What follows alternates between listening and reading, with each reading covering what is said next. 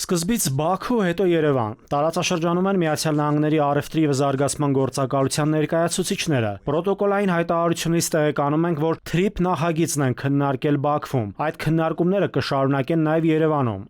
Քաղաքագիտական համայնքի համար թերևս զարմանալին եւ անընդունելին այն է, որ Հայաստանի ինքնիշխան տարածքով Սյունիքով անցնող ճանապարհը քննարկվում է մի երկրում, որի հետ Հայաստանը հարաբերությունները չի կարգավորել, դիվանագիտական հարաբերություններ չի հաստատել ու այդ երկրում Հայաստանին թշնամի են համարում։ Ընդհանրապես տարածաշրջանում ամերիկյան հետաքրքրություններն առաջ տանող թուրք-ադրբեջանական տանդեմին կարծես թե չի էլ հետաքրքրում, որ տարածաշրջանում կան այլ խոշոր խաղացողներ եւս, իդեմս Ռուսաստանի եւ Իրանի, որոնց դիրքորոշումը եւս կարևոր է Հարավային Կովկասում իրականացվող խոշորամասշտաբ ծրագրերի իրականացման առումով։ Եթե հայկական կողմը որոշ չափով ակնարկներ է անում, թե այդ երկրները եւս կարող են ներգրավել Սյունիքում իրականացվող TRIP նախագծում, ապա Ադրբեջանի կողմից ցանկություն եւ պատրաստակամություն չկա Ռուսաստանին եւ Իրանին տեսնել TRIP-ում։ Միացյալ Նահանգներին չի հուզում, թե ու վերահսկողության տակ կլինի այդ ճանապարհը, կարևորն այն է, որ այնտեղ չլինի ռուսական եւ իրանական վերահսկողություն։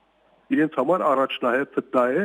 եւ դա համընկնում է նաեւ Թուրքիայի շահերին։ Որքան էլ Ալիևը համոզված հայտարարի իր ձևակերպմամբ Զանգեզուրի միջանցքը կբացվի, քաղաքագետ վերլուծաբանները հիշեցնում են. Հայաստանը ԵԱՏՄ անդամ պետություն է։ Թրամփի նախատեսվելիք ուղին ԵԱՏՄ սահմանին է։ Ռուս սահմանապահներ դեռ կան Հայաստանում։ Չմոռանանք, որ Հայաստանում Ռուսաստանի դեսպան Կոպիրկինը տարեվերջյան հարցազրույցներից մեկում հայտնել էր, թե Ռուսաստանի դիրքորոշումը TRIP-ի մասով կհստակեցվի, երբ նախաձեռնությունը ստանա կոնկրետ բովանդակություն։ Թրամփի ուղին գործարկել հնարավոր չի լինելու այս իրավիճակում։ Մինչ այդ պիտի լինեն փոփոխություններ։ Ռուսաստանում համարում է, որ դեռևս բավականաչափ ժամանակ ունեն, որտեղ դեռ պիտի Հայաստանը մաքսային միությունից դուրս գա, դեռ պիտի Հայաստանը ԵԱՏՄ-ից դուրս գա, հակառակ դեպքում դա ստացվելու է այդպես, որ Թրամփի ուղին անցնում է ԵԱՏՄ տարածքով փաստացի եւ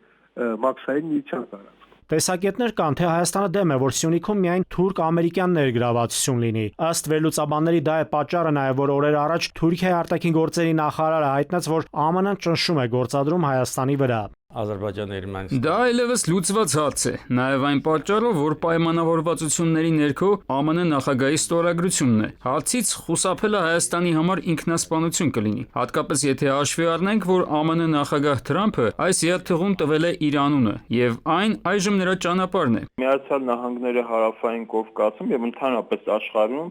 սպասարկում է իր բացառապես ամերիկյան շահեր։ Օգոստոսի 9-ի Ադրբեջան-Հայաստան համաձայնագրին նախորդել է որոշակի ճնշման գործողություններ։ Ակնհայտ էր, որ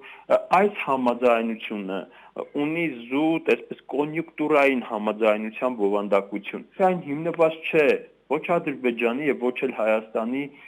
երկարատև շահերի վրա։ Խաղաղության գործընթացը ենթադրում է բազմաշերտ գործընթաց, որտեղ խնդիրները ոչ թե շրջանցվում են, այլ խնդիրներին տրվում են լուծումներ։ Առանց այդ լուծումների խնդիրը դառնում է ընդհանրապես սառը կոնֆլիկտ։ Երկօրյա աշխատանքային այցով ԱՄՆ-ում կլինի մեր երկրի արտաքին գերատեսչության ղեկավարը եւ կհանդիպի ԱՄՆ պետքարտուղար Մարկո Ռուբիոյի հետ։ Սկզբից ԱՄՆ պետդեպից, հետո նաեւ Հայաստանի արտաքին գործերի նախարարությունից հայտնեցին, որ ԱՄՆ-ում նախատեսվում է TRIP-ի կենսագործման շրջանակի վերաբերյալ համատեղ հայտարարություն։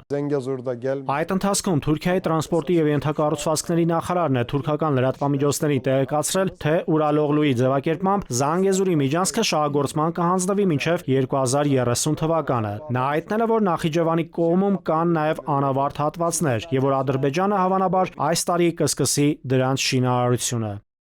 Նաիրի Մուրադյան, ժամը լրատվական։